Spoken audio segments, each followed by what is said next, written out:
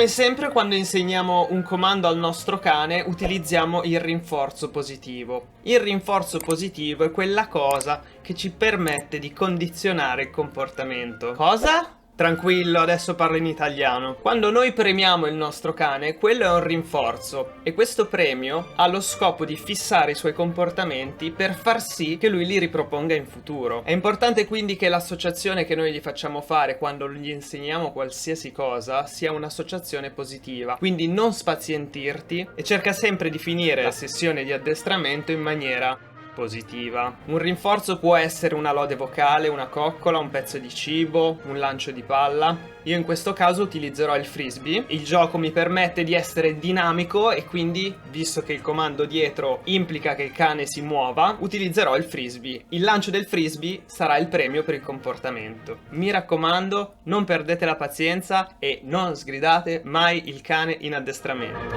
Non sgridatelo in generale. Prima di poter chiedere al nostro cane un'esecuzione come questa, dobbiamo iniziare da molto vicino e premiare i piccoli cenni che il cane fa. Siamo con un frisbee, viene qua, no? Vuole giocare?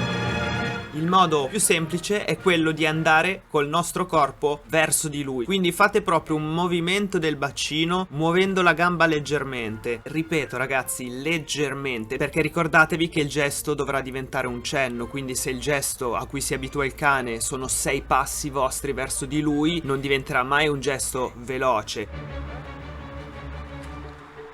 Il segno del ginocchio potrebbe diventare il comando. Io ad esempio preferisco muovere il frisbee verso di loro per fargli associare appunto questo gesto all'esecuzione di questo comando. Il comando vocale arriverà poi. Artax è un cane che lo fa da 12 anni questo comando, quindi fa 4, 5, 6 passi. Però tu ti troverai probabilmente in una situazione tipo questa, vedi? In cui il cane si siede, tu non riesci a sbloccarlo. Cerca di accorciare la distanza per portarlo a fare quel piccolo scattino all'indietro e premialo immediatamente, non chiedergli più di tanto, perché se non esegue il comando significa che non è ancora pronto, ok?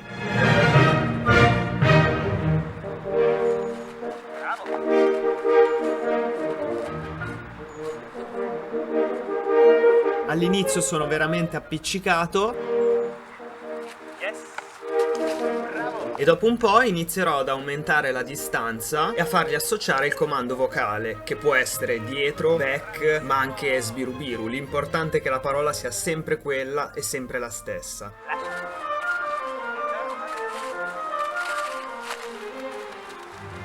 I problemi che sorgono a questo punto generalmente sono due. Il cane che man mano aumento la distanza inizia a percorrere una curva, ad andare storto. Dietro, dritto, fatto. Vai dietro. Bravissimo. E l'altro problema è che aumentando la distanza probabilmente arriverà a un certo punto in cui si bloccherà. Dietro.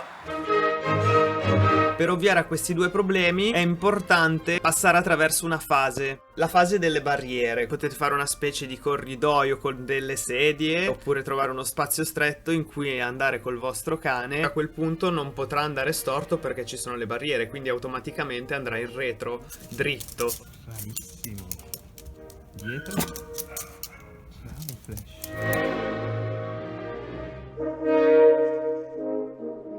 Dietro. Bravissimo. Una volta che il vostro cane ha capito, e lo capite perché inizia ad anticiparvi, non si siede più, non è più perplesso, non fa più confusione, a questo punto dovrò iniziare a chiedergli un po' di più e quindi a fargli fare qualche passo in più, uno, mezzo passo in più, non 2, 3, 4, ok, poche cose in più. E inizierò a premiarlo sempre dopo, quindi cercherò di mantenere una distanza maggiore tra me e lui, non lavorerò più appiccicato al suo muso e gli farò compiere una distanza più lunga.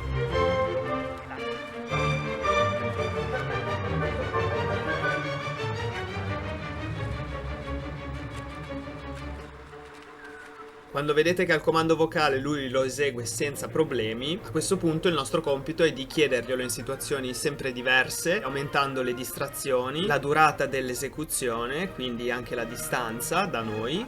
Tenete il conto dei passi, questo è un trucco che vi insegno. All'inizio va premiato proprio un'intenzione.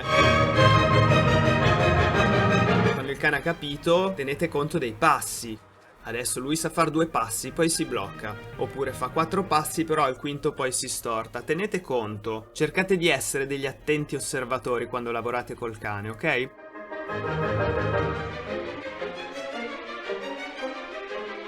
Ora che sai come farlo camminare indietro, puoi inserire questo comando all'interno della routine, come ti sto facendo vedere qua, e premiarlo ogni tanto, perché il comando l'ha capito, e l'errore più grave sarebbe continuare a premiare gli step propedeutici. Questo ti blocca la progressione. Quindi premiare sempre di meno e sempre dopo.